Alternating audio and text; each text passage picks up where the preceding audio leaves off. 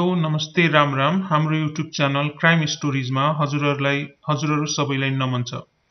आज म हजुरहरूको सामु बाँकीमा हिजो मात्र घटेको घटना बताउन गइरहेको छु।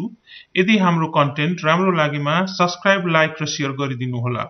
हजुरहरूको लाइक, सब्स्क्राइब र शेयरले हामीलाई थप ऊर्जा दिनेछ। घटनाको विवरण मिति 2082 साल असार 21 गते बिहान 6 बजे। स्थान बाँके जिल्ला बैजनाथ गाउँपालिका वार्ड नम्बर 6। पीडित 65 वर्षका नरबहादुर दमाई। असार 8 गते बिहान 6 बजे बाँकेको बैजनाथ गाउँपालिका वार्ड नम्बर 6 महेन्द्र राजमार्गको नजिकैको नालामा एकजना वृद्ध व्यक्तिको शव टाउको र शरीर छुट्टिएको अवस्थामा भेटिन्छ।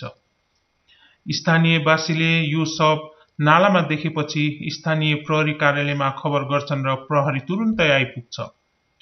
प्रहरीको खानतलासीपछि मृतकको शरीरबाट नागरिकता प्राप्त हुन्छ र प्रहरीले यो शव नरबहादुर दमाईको भन्नेमा पुग्छ र उनको छोरालाई खबर गरिन्छ। छोरा 2 घण्टापछि घटनास्थलमा आइपुग्छन् र आफ्नो बुबा हो भन्ने शनाखत गर्छन्। अब हामी आजभन्दा 6 महिना अगाडि नरबहादुरको घरको स्थिति आकलन गर्छौं। नरबहादुरको छोराको अनुसार नरबहादुरको श्रीमतीको गत मंसिरमा मृत्यु भएको थियो। श्रीमती बित्नु अघि नरबहादुर हाँसी खुसी नै थिए। नरबहादुर घरको मूली थिए। श्रीमतीको मृत्यु भएपछि उनी धेरै रक्सी पिउन थाले। माघको महिनामा वृद्ध भत्ता बुझ्न हिँडेको उनी कहिल्यै घर नफर्किने गरी अस्ताए।